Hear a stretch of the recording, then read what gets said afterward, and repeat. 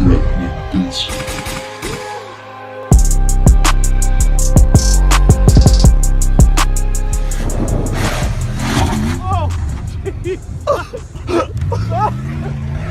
Oh my god, dude, did it not let up? What's going on, everybody? Welcome back to the channel. So you might notice the garage is empty.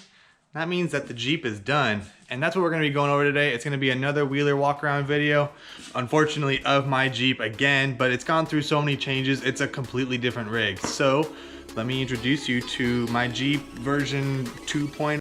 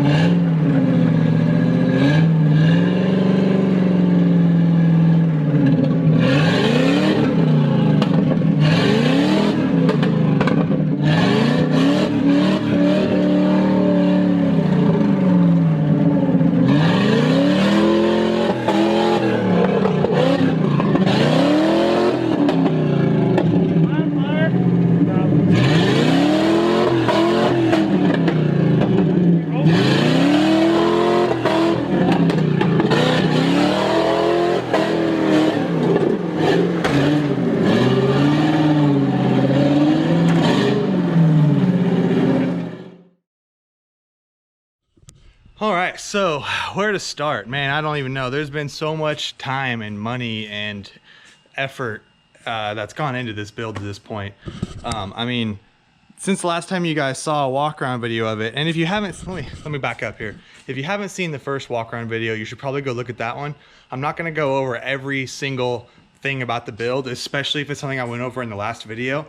So stuff like my roll cage and my dubbed front end, none of that stuff's changed really. So if you haven't seen that video, I'll link it in the description. Go check that one out. Come back and see all the progress and how much different it is.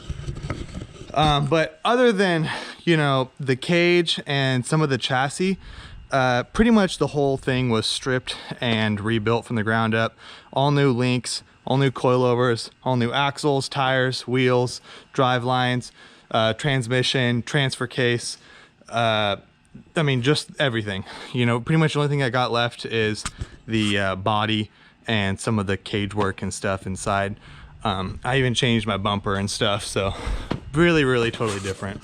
So the most notable difference here is obviously that it's now a 1-ton Jeep, which is super exciting.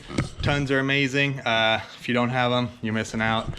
Don't even waste your money, honestly, on building anything else, because, you know, I used to think my 44 and 8.8 were pretty stout and took a beating. And then once I kind of got comfortable with the tons and realized the beating that they could take, it's not even in the same realm. I wouldn't even dream to put my old axles through what I've put this Jeep through already.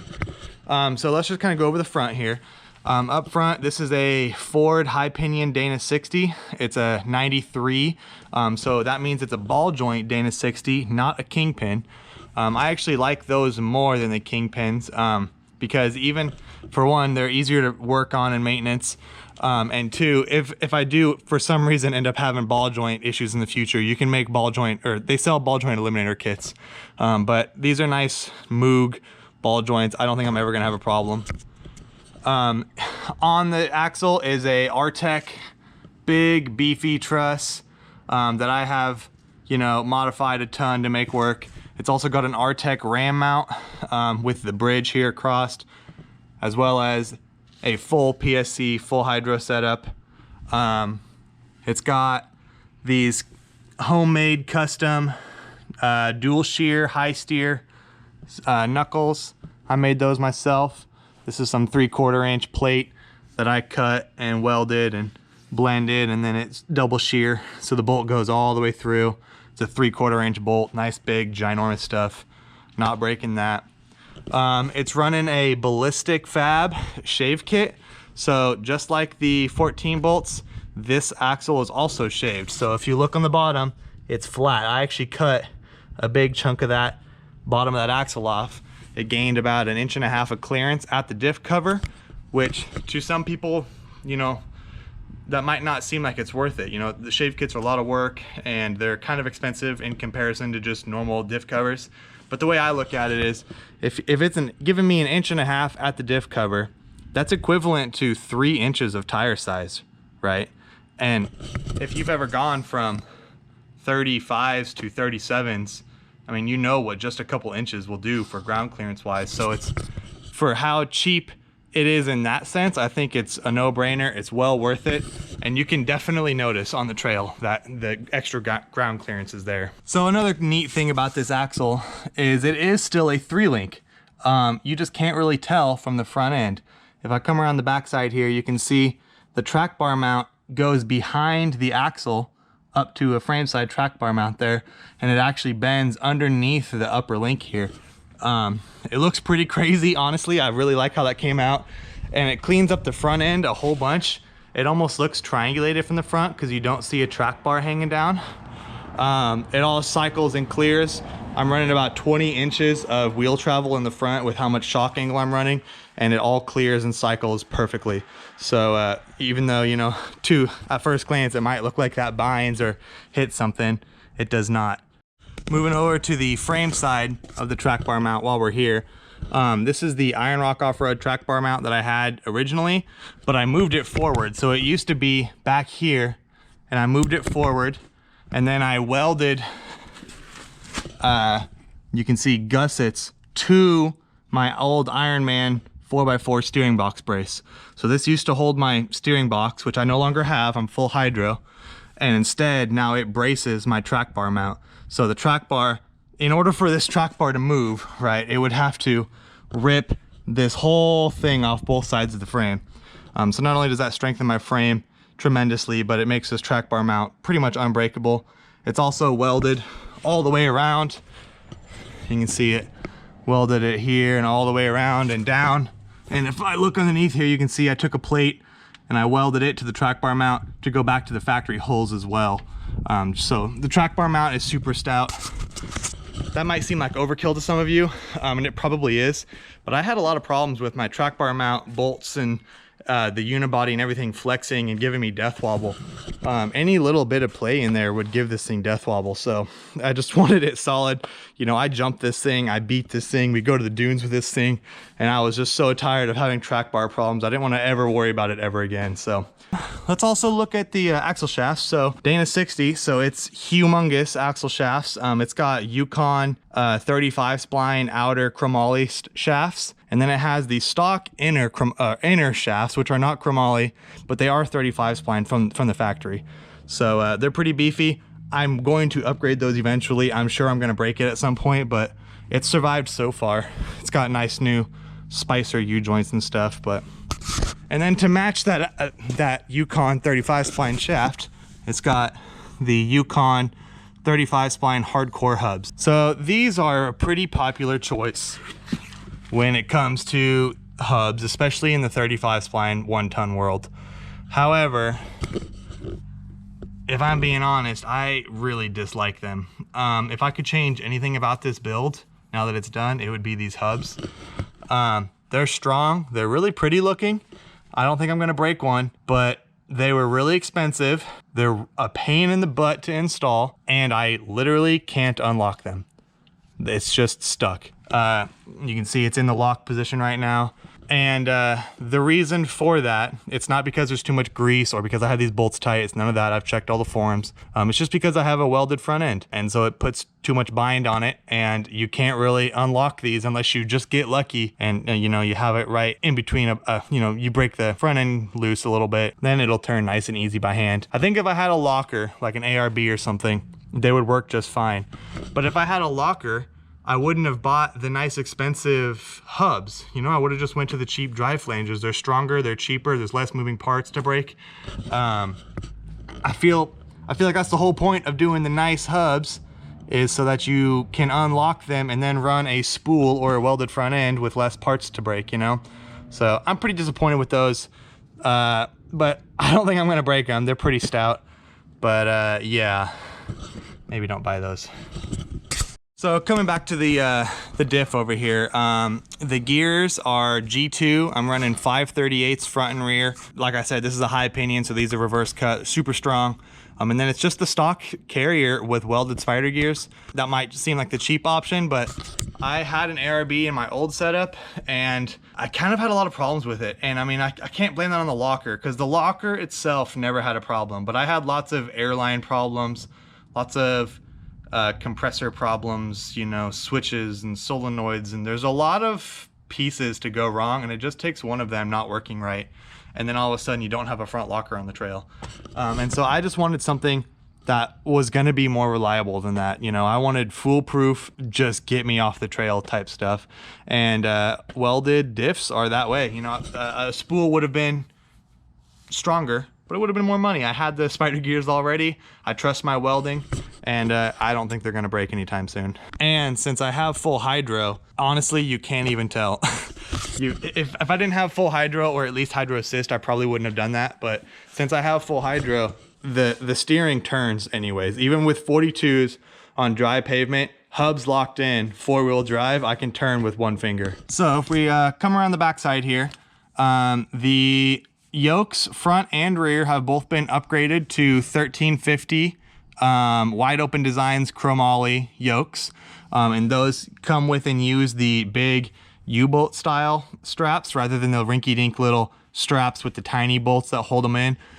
Don't use those. Always go to these if you can. It's a very cheap upgrade for how much stronger it makes your whole setup. Another cool thing is my coilover mounts. I made these myself by hand. I'm pretty happy with how they came out. They look pretty cool if you ask me. And then, yeah, let's talk about the coilovers. So I no longer have the 2.0 Radflow coilovers. These are now 14-inch 2.5 Fox Performance Series coilovers, which were pretty much the same ones I had in the rear. Those are just 12s. These are now 14, so they're a little bit longer of a stroke, and you can see I'm running quite a bit of shock angle with them. And the reason for that is, one, it looks cool, but two, you get a lot more travel out of it when you angle the shock like that. So that about covers the front axle. Let's go check out the rear axle really quick. So the rear axle is a GM 14 bolt, of course. These axles are ridiculously strong. They're ridiculously cheap, easy to install gears, even though I didn't actually do that part. And they're not that bad to build, you know. I picked this up for about $100, and it comes with a carrier and shafts. You don't need chromoly shafts really, unless you're running really high horsepower. And then I bought a truss and a shave kit and a disc brake conversion and gears, and you're done. So all in all, it's a pretty cheap option. A lot cheaper than like a 9-inch or something, where you have to buy, you know, everything. And the downside is they aren't as high ground clearance, but I am running a ballistic fab shave kit in the rear as well. So you can see the shaved bottom. That gained me, I think it was a little over 2 inches, which is huge gains in the ground clearance world. You can also see I'm running a pinion guard and then a bridge, which ties the truss into the pinion, so that you can't rip this truss off. Again, wide open designs, 1350 chromoly yokes, big beefy 1350 Spicer non-greasable U-joints. I'm also front and rear running the ginormous Barnes 1.25" Heims. I think they're 1.25". Whatever the biggest size that they sell is, they're huge. I mean, you can see the size of it compared to my hand here. Yeah, so just super big, beefy Heims. And then 2-inch quarter wall links for the tubes. I am running slightly smaller tube on the top, up in the rear. In the front, it's 2-inch quarter wall, upper and lower.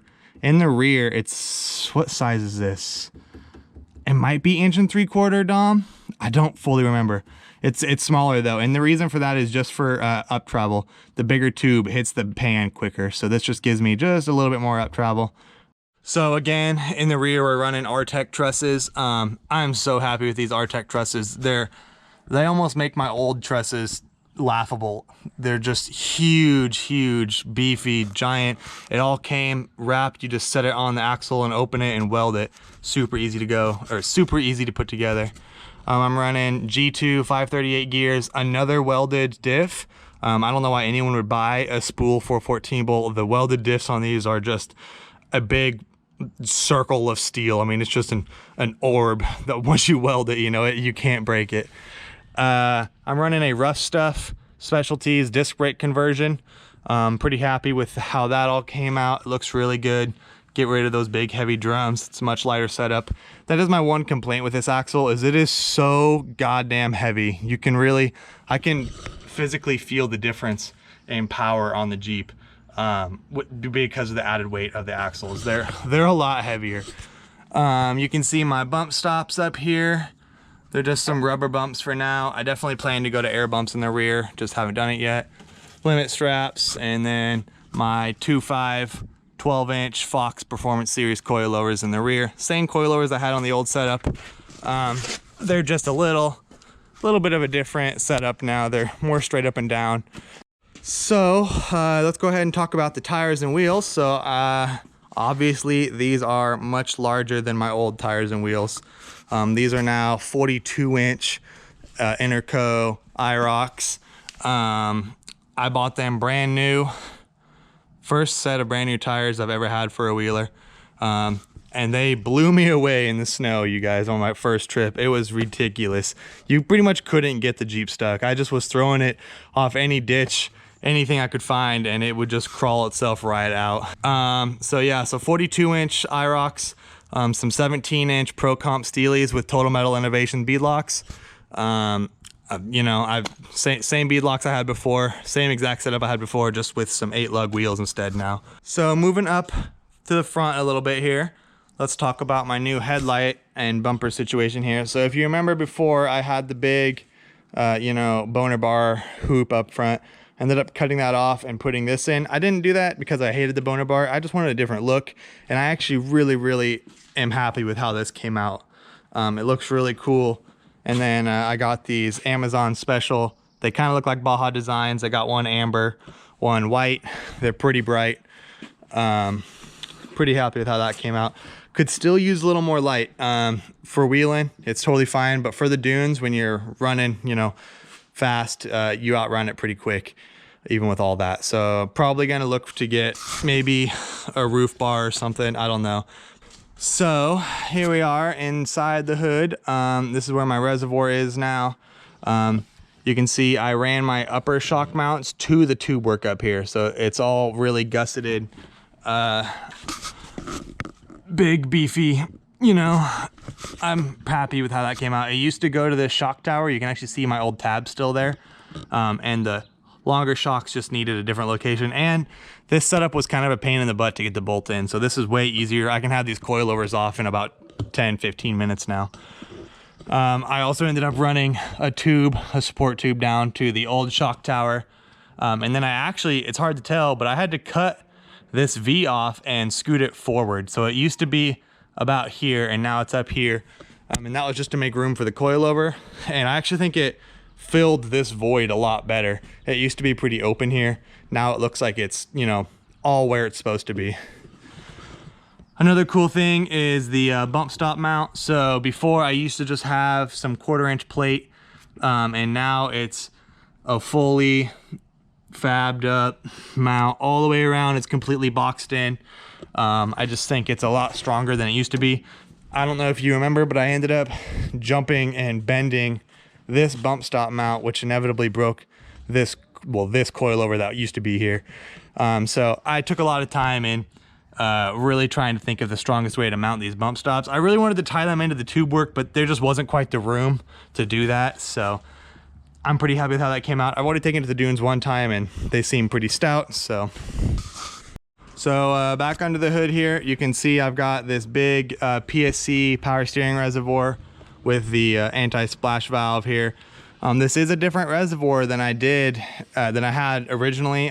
In my full hydro video, I did a totally different reservoir and it worked, but I had problems and I kept killing power steering pumps. If you follow me on Instagram, you probably saw me complaining about just the headache of power steering issues that haunted me when I first finished this build. And I think that was due to 2 reasons. One, I think my other power steering reservoir was a little too small. And 2, I had a loop in the hose routing. So it used to go down under the steering column and then back up. And I think that was just causing issues with the way it fed. So now I've got this big giant one. It's a little higher and you can see the feed line is nice and short like it should be. It's all AN fittings and stuff now. So a lot better, a lot cleaner, and I haven't had any problems since then. If you watched my full hydro video, then you know that my orbital is mounted to my old steering box brace. It's kind of hard to see up in there, maybe from the bottom. You can see where the steering box used to go through. There's now a plate welded and that's where the orbital is sitting. So it's still, you know, kind of a steering box brace. It seemed like the smartest place to put it because I could just run the steering shaft straight to it.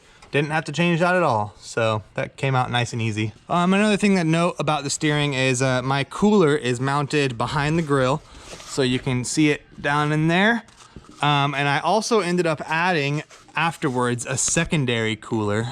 It's gonna be really hard to see, but it's attached to the grill above it.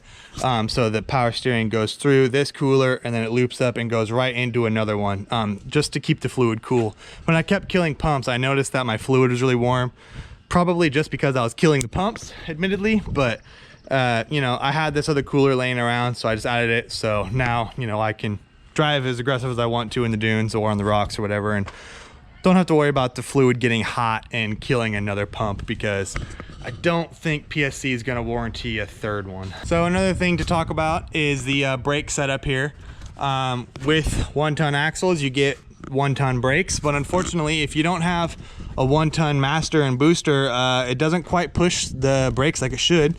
So I ended up getting a booster and a master from a Dodge 1500. It's huge, as you can see. It's way bigger than this stock one was, It actually like barely fit up against my tube work there. I got lucky. Yeah, and so now the brakes work. They're still not as good as I'd want them to be, admittedly. So one of the things I think I'm gonna do is I'm going to try a different proportioning valve here. This is still the stock Jeep proportioning valve. And I think maybe, I'm not an expert, but maybe it's just not pushing the right amount of fluid to the brakes, and that's why they feel firm. They just don't stop as good as I want. It's also, you know, I'm running 42-inch tires, so what can you expect? And then big steel braided brake lines that run all the way up, all brand new. So coming inside, the roll cage hasn't changed too much. It's still the same cage, but I did end up adding an additional 1 3/4 tube. This one's Dom, and it runs down the middle all the way to the back. That was just because there was a pretty big gap right in the middle between this tube and that tube.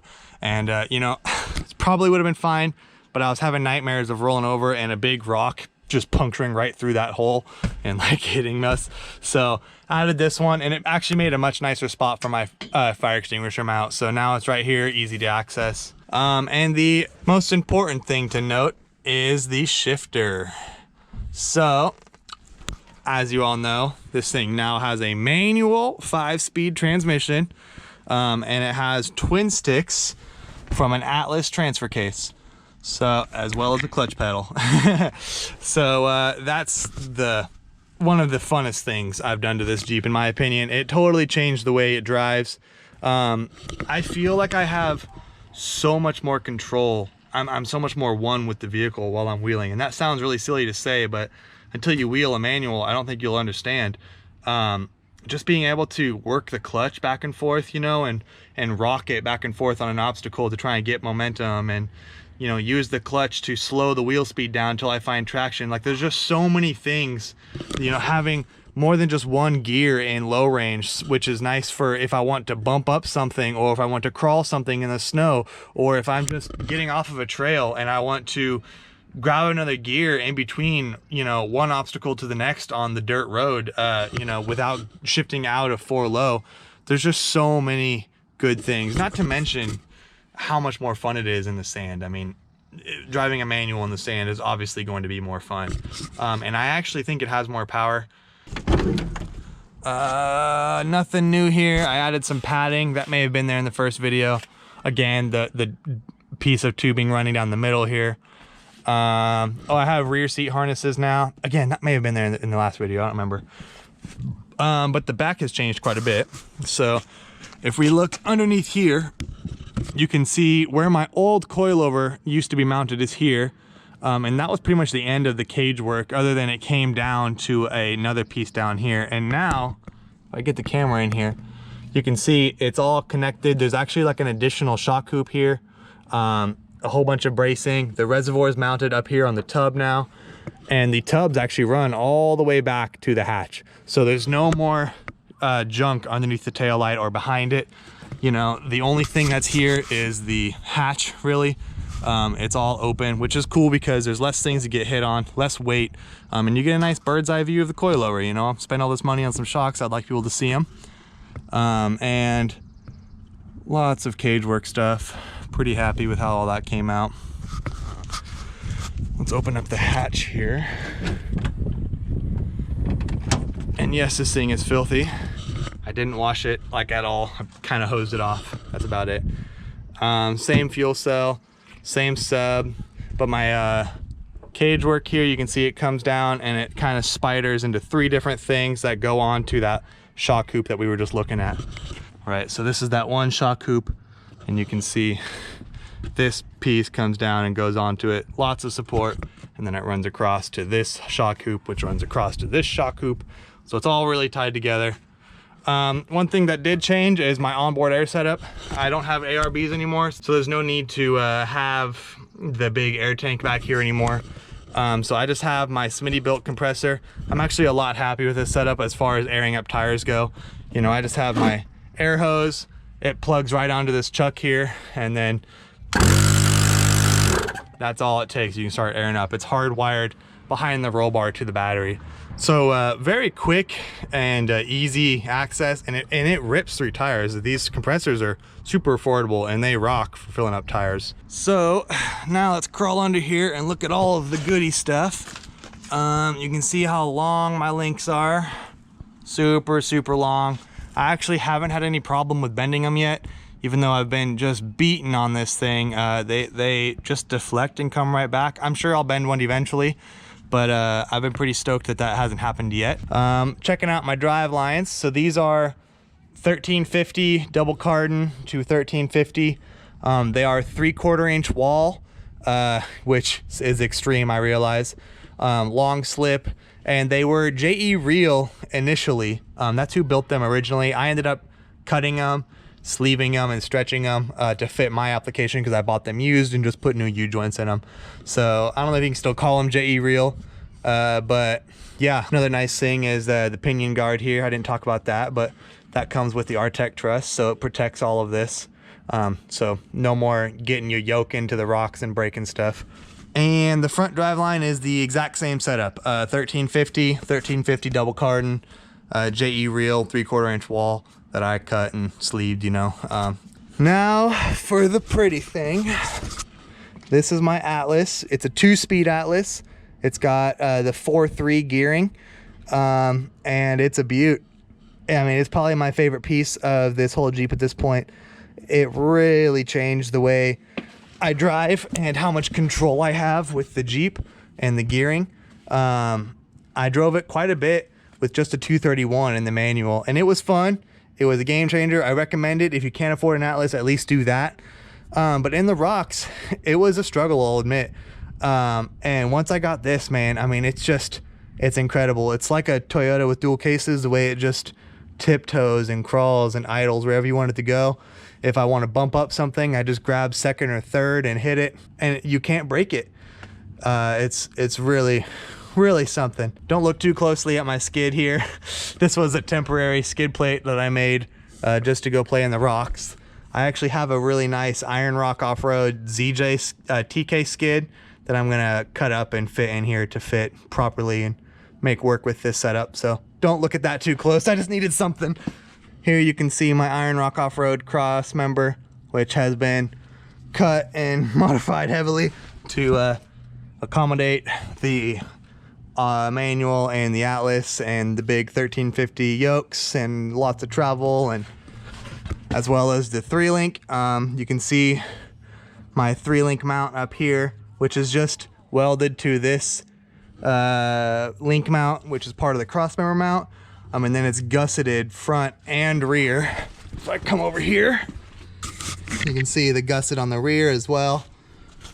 And that's just to keep that link mount from ripping off, which I actually had happen on my shakedown run on this thing. We didn't notice till we got home. Luckily it didn't leave us stranded, but it was totally broken, and whew, what a bad day that was. You can actually see cut the floorboard out to make room for up travel on the link, on the upper link. And then the exhaust hugs the oil pan and tranny really tight and actually goes up and over the link mount, just to keep it out of the rock. Here you can see more of the exhaust. It comes down, and I've got a little connector on it here so I can take this muffler off and then just wiggle the rest of it out. This is just a Bela header muffler off of Summit Racing, and it sounds beautiful. You can also see my rear cross members are gusseted as well as welded all the way around. Just didn't want them ripping off, you know. The 1-ton axles weigh a lot more, so it makes sense that, you know, as they're taking a beating, it's transferring a lot more force up into the cross members. So tried to gusset them as much as possible. So I think that's about it. Can't think of anything else that I need to go over. Future plans for the build now, and yeah, there is still more to do. I know some of you probably think, what more could there be? But there is a couple things, and those are kind of, that list comes from things that I would change now that it's done. You know, I've driven it, I don't know, maybe 7 or 8, 10 times now, and you know, to some might think that's just getting broken, but that's a long time for me to not tear something apart again. And there is things that I would change. Obviously, you know, I talked about the hubs. I didn't like those. And then the other issue that I have is it's just really heavy. You know, after the cage and the 1-tons and all of the frame plating and the tube work, and it's just really heavy. The gearing helps a lot with, you know, giving it some power back. But even I run 39.5s in the sand and aluminum wheels, and even in the sand after the 1-tons, it doesn't feel like it has as much power as it used to. So it's pretty heavy. And there's a couple different ways you could solve that. You know, one is obviously just throw more power in it. And that's the easy, obvious, fun solution. You know, put an LS in it or something. But my pockets don't go that deep at this current point, and there's no reason to replace this motor. It sounds good, it runs good, it's been really, really, really reliable, knock on wood. So I'm not quite there yet. I debated putting a turbo or some kind of a supercharger or something on it, but haven't ever really heard of anybody doing that and successfully, reliably making more power to where it made it worth it. There's lots of guys on YouTube who just throw a turbo on one of these motors and blow it up and do nothing with it, you know, and I'm not trying to do that. The other option is to make it lighter, and that may seem hard, but I do have a plan for that. If you peek over there on my trailer, you'll see some tubing.